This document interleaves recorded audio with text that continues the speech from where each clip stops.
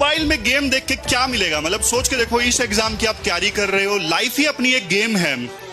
कल को civil servant बन जाओगे तो कैसे लोगों की हेल्प करोगे, कितना एडवेंचर है अलग अलग फील्ड में, पता नहीं कहाँ पे रेड मारोगे, किसी की हेल्प करोगे, किसी को स्कीम का लाभ दिलवाओगे, कहीं पे रोड बनवाओगे, कितने लोगों की, लाखों लोगों की जीवन को आप इम्पैक्ट करोगे। तो वो सब देखोगे ना, तो ये छोटी मोटी चीजें, विंग फायर, पबजी, ये देखने का मन नहीं करेगा। भटकती हुई आत्मा मत बनो कि कोई भी इशारा करे और पहुंच गए उधर।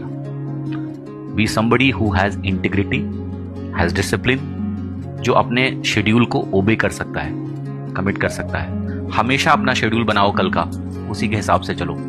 किसी के द्वारा लगाए गए थंबनेल्स आपके शेड्यूल को अगर डिस्टर्ब कर रहे हैं, आप जाओ चैनल्स देखो, वीडियोस देखो, और अपनी मर्जी से देखो। ऐसे नहीं कि कोई भी थंबनेल देखा पहुंच गए मजे लेने के लिए, ठीक है?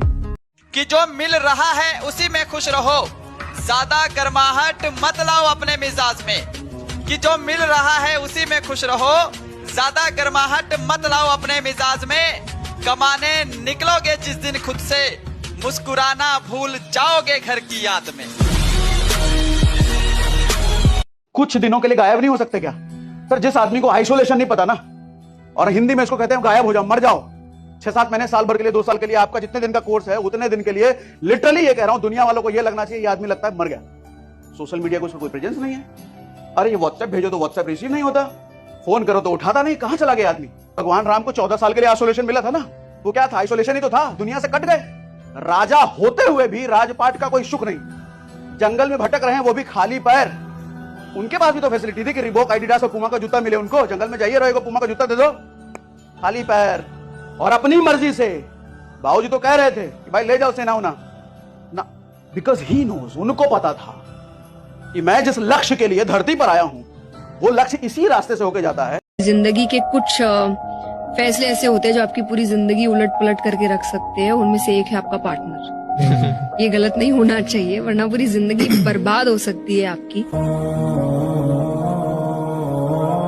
एक तरफ हम बात करते हैं बेटियों को पढ़ाओ, बेटियों को आगे बढ़ाओ, विमेन एम्पावरमेंट, लड़कियों को नौकरी में होना चाहिए, लड़कियों को डॉक्टर बनना है, इंजीनियर बनना है, बिजनेस टाइकून बनना है। और एक तरफ एक बच्ची इतने स्ट्रगल के बाद, 7-8 साल का ये पूरा स्ट्रगल हो जाता है, 11th क्लास से जोड़ो तो ये 10 साल का पूरा स्ट्रगल। इसके बाद वो एक जॉब पे जाती है जहाँ 36 घंटे की नौकरी है, जहाँ आप खाना खाने के लिए घर नहीं जा सकते, जहाँ आपको सोना है तो वहीं आसपास कहीं बिस्तर है, कहीं एक चेयर लगी है, उस पर बैठ के ऐसे सो रहा है बेचारा।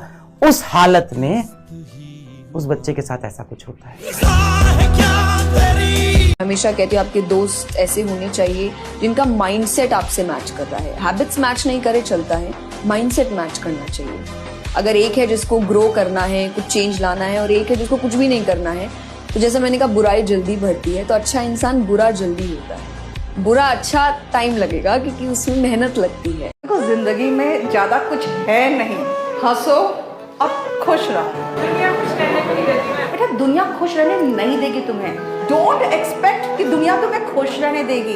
मैंने कहा था इतना खुश रहो कि अगले को लगे कि इसको खुशी किस बात की है। सबसे ज्यादा दिल में टीस तब उठती है जिसको आप दुखी देखना चाहते हो और वो खुश है।